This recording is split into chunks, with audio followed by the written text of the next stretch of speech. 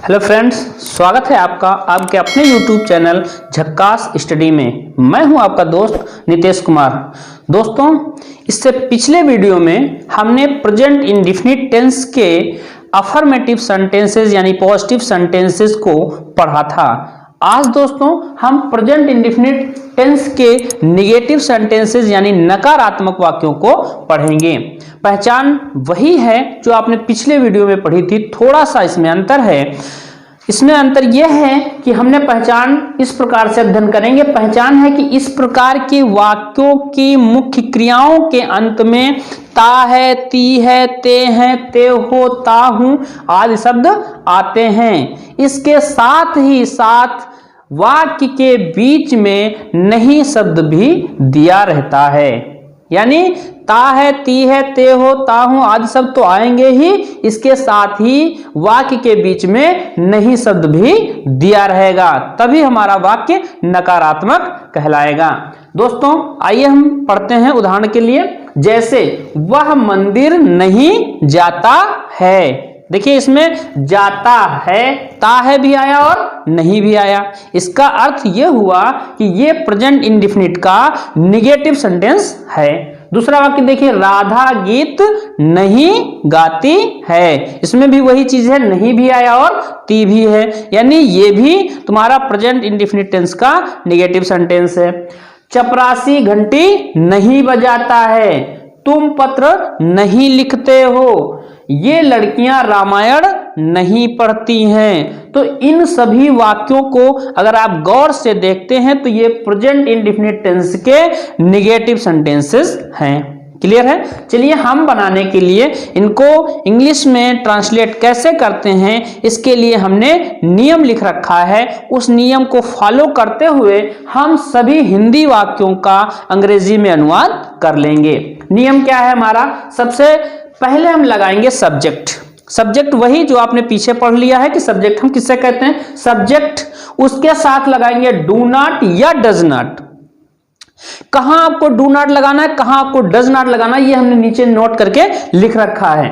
उसके बाद main verb लगाएंगे, उसके बाद ऑब्जेक्ट लगाएंगे। नियम में हम देख लेते हैं। लिखा है कि ही, सी, इट नाम तथा एक वचन कर्ता के साथ डज नॉट का प्रयोग करते हैं, यानी ही होगा, सी होगा, इट होगा, नाम होगा या सिंगुलर पर्सन होगा यानी एक वचन होगा तो हम डज नॉट का प्रयोग करेंगे। क्लियर है? दूसरा नियम कहता है कि आई, वी, यू, दे और बहुवचन कर्ताओं के साथ डू नॉट का प्रयोग करते हैं। किसका प्रयोग करते हैं? डू नॉट का, यानी आई, वी, यू, दे और बहुवचन कर्ता जितने भी होंगे उनके सभी के साथ डू नॉट का प्रयोग करेंगे। क्लियर हो गया? चलिए हम ट्रांसलेट करते हैं। पहला सेंटेंस है हमारा, वह मंदिर नहीं जाता है। तो सबसे पहले हमारा नियम जो है, जो हमारा नियम कह रहा है, ये वाला जो नियम आप देख रहे हैं, ये जो आपका नियम है, ये हमारा नियम कह रहा है सबसे पहले सब्जेक्ट लगाइए। सब्जेक्ट बताइए कौन सा है? सब्जेक्ट है गुड। वह को क्या कहेंगे? ही। गुड। उसके बाद सब्जेक्ट हो गया। अब बताइए डू नॉट लगाएंगे कि डज नॉट लगाएंगे? पहुंचिए। वह एक वचन है या वो वचन है? एक वचन है तो यानी कौन सा लगना चाहिए? डज नॉट लगना चाहिए। आपका नियम भी कहता है ही, सी, इट नाम के साथ या एक वचन कर्ता के साथ डज नॉट का प्रयोग करेंगे। तो किसका प्रयोग करेंगे?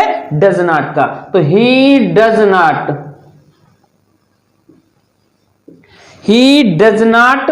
उसके बाद मेन वर्ब, मेन वर्ब माने मुख्य क्रिया। मुख्य क्रिया कौन लगाएंगे? जाता यानी जाना। गुड। क्या लगाएंगे? गो। गो। क्लियर हो गया? उसके बाद बचा क्या हमारा? ऑब्जेक्ट। कहां? मंदिर, टू टेम्पल। क्लियर? चलिए आगे बढ़ते हैं। दूसरा वाक्य है हमारा, राधा गीत नहीं गाती है। नियम हमारा वही है, सबसे पहले लगाएंगे सब्जेक्ट। सब्जेक्ट कौन है? सही, सही, बिल्कुल सही, राधा। गुड। RADHA। क्लियर हो गया? राधा हो गया। अब डू नॉट लगाएंगे कि डज नॉट। फिर वही नियम पे पहुंचिए, ही सी इट नाम, तो राधा एक नाम है, तो एक वचनकर्ता के साथ डज नॉट का प्रयोग करेंगे, तो नाम है तो डज नॉट का प्रयोग करेंगे, तो इसके साथ तुरंत लगा देंगे डज नॉट।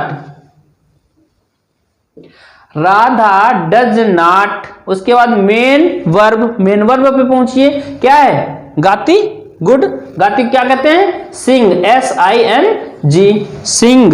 उसके बाद ऑब्जेक्ट, क्या गाती है, क्या नहीं गाती है, गीत, ऑब्जेक्ट हमारा गीत है, the song. Clear, Radha does not sing the song. Clear, चलिए अगला वाक्य, वाक्य हमारा तीसरा है, चपरासी घंटी नहीं बजाता है। सब्जेक्ट बताइए, गुड, चपरासी, चपरासी क्या कहते हैं, प्यून, गुड, द प्यून लिखेंगे, क्या लिखेंगे, द प्यून, PEON, प्यून माने चपरासी, चपरासी हो गया। उसके बाद डू नॉट लगाएंगे, डज नॉट, क्या लगाएंगे, डज नॉट, बिल्कुल सही, बिल्कुल सही, डज नॉट ही लगाएंगे क्योंकि चपरासी एक वचन है, गुड। उसके बाद मेन वर्ब बताइए, बजाना, बजाता यानी रिंग, RING, रिंग। उसके बाद बचा हमारा ऑब्जेक्ट, क्या नहीं बजाता है, गुड, घंटी, द बेल। क्लियर, चलिए आगे बढ़ते हैं।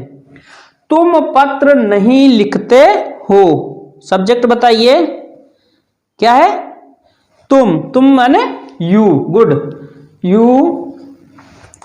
अब बताइए डू नॉट लगाएंगे, डज नॉट, कौन सा, डू नॉट, बिल्कुल सही, बिल्कुल सही, क्योंकि हमारा नियम कह रहा आई, वी, यू, दे और बहुवचन कर्ताओं के साथ डू नॉट का प्रयोग करते हैं। तो यहां पे यू देखिए, यहां पे यू देखिए, तो इसका मतलब यू के साथ लिखा है डू नॉट का प्रयोग करेंगे, तो सीधा सीधा आइए डू नॉट का प्रयोग करते हैं, यू डू नॉट। उसके बाद मेन वर्ब पे पहुंचिए, मेन वर्ब कौन सी है आपकी, बिल्कुल सही, लिखते, लिखते यानी राइट, WRITE, राइट, गुड। आगे बढ़िए। उसके बाद ऑब्जेक्ट, क्या है, ऑब्जेक्ट बताइए, बिल्कुल बिल्कुल सही, पत्र, पत्र यानी द लेटर, LETTER।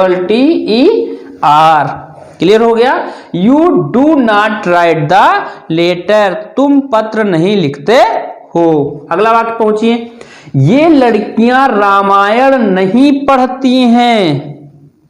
अब सबसे पहला क्या लगाएंगे, सब्जेक्ट, बिल्कुल सही, सब्जेक्ट क्या है इसमें, ये लड़कियां, बहुत सही, these girls, THESE, these, GIRLS, these girls, ये लड़कियां, सब्जेक्ट हो गया। अब इसके साथ बताइए डू नॉट लगाएं कि डज नॉट, क्या लगाएंगे, डू नॉट, बिल्कुल सही, क्योंकि यहां पे लिखा है आई, वी, यू, दे और बहुवचन करता, बहुत सी लड़कियां है ना, तो बहुत सी लड़कियां नहीं, बहुवचन करता हो गया, तो डू नॉट लगाएंगे, बिल्कुल सही है, डू नॉट। आगे बढ़े, क्या कह रहा है उसके बाद मेन वर्ब, मेन वर्ब क्या है इसमें, पढ़ना, पढ़ना क्या लिखे, READ, रीड, गुड। आगे बढ़िए, ऑब्जेक्ट, क्या, ऑब्जेक्ट क्या है, Ramayan, the Ramayan, good. Clear हो गया, these girls do not read the Ramayan, ये लड़कियां रामायण नहीं पढ़ती हैं। क्लियर हो गया, यानी इन वाक्यों को बहुत ही सहजता से, सरलता से, नियम के द्वारा हमने ट्रांसलेट कर लिया है। तो दोस्तों हमारा कैसा लगा आपको वीडियो, अगर आपको वीडियो अच्छा लगा है तो हमारे चैनल को सब्सक्राइब कीजिए और दोस्तों को शेयर कीजिए, और इसके साथ ही साथ हम कुछ वाक्य आपको अंग्रेजी में बनाने के लिए देते हैं, उन वाक्यों को आप स्क्रीनशॉट ले करके बनाइए। आप कितने वाक्य सही कर पाते हैं इसको हमारे कमेंट्स में जरूर बताइए। जिन वाक्यों को बनाने में आपको दिक्कत होगी वो आप कमेंट में लिखिएगा, उन वाक्यों को हम सही कराएंगे। धन्यवाद दोस्तों।